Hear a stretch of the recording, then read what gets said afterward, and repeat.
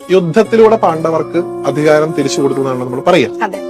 യഥാർത്ഥത്തിൽ ഈ അധികാരം പാണ്ഡവർക്ക് ഭഗവാൻ കൊടുത്തതാണ്.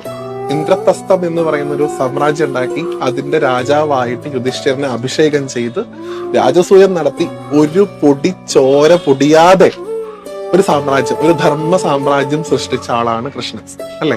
അവിടെ ഒരാൾക്ക് പോലും ഒരു മരണം സംഭവിച്ചിട്ടില്ല, ഒരാൾക്കും വിധവയാവേണ്ടി വന്നിട്ടില്ല ആണ് ഭഗവാൻ.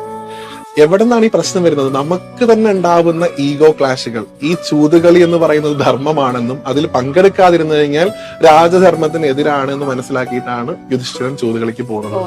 പ്രത്യേകിച്ച് അവിടെ എടുത്തു പറയുന്നുണ്ട്, കൃഷ്ണനോട് പറയരുത്, കൃഷ്ണൻ അറിഞ്ഞാൽ സമ്മതിക്കില്ല എന്ന് പറഞ്ഞുകൊണ്ടാണ് പോകുന്നത്.